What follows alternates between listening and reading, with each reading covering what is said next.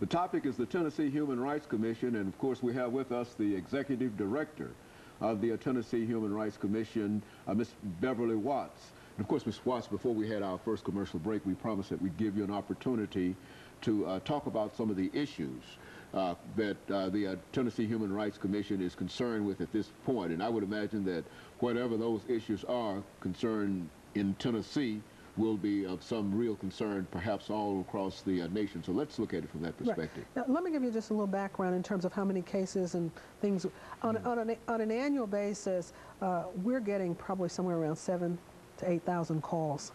That means that somebody thinks they've been discriminated against. They'll call us or write us or stop by one of our offices and fill out a complaint form on the website. And then they'll come in and we'll determine whether or not it's valid. We'll determine whether or not we have to file it. We file about 700 cases a year in employment, another 150 in housing, and about 20 in public accommodations arena. So that's kind of what we did in 2006 based on our annual report. In addition to that, some things will refer to other agencies. So our staff is always answering questions, talking with the public, determining what, providing answers. So that's one of the big things we do. And sometimes people say, well, how many cases do you have? I said, that really does not really document the kind of work staff does. So we do a lot of work on the phone, a lot of information. When people come to us, we'll determine whether or not they're a member of one of the groups they've talked about, whether it's a race issue. Are they a member of that group? Was the decision did the action happen within 180 days? And that's critical because we have 180 days to file it unless it's continuing. An example of a continuing issue would be you work for a company and they continually discipline you, and they do it every 30 days. And you believe that you're being treated differently because of maybe your race, your age, or something, and every 30 days you're being suspended. And that's a continuing violation, and sometimes that will occur.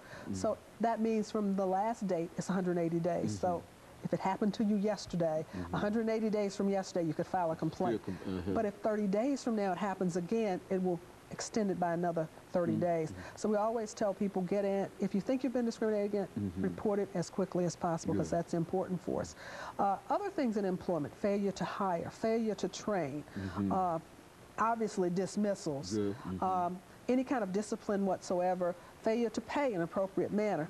And then I think, the whole notion of sexual harassment, equal pay, those are issues that we get a lot of, where there are comments in the workplace about things that some people feel are inappropriate and sexual in nature. So we see a lot of that.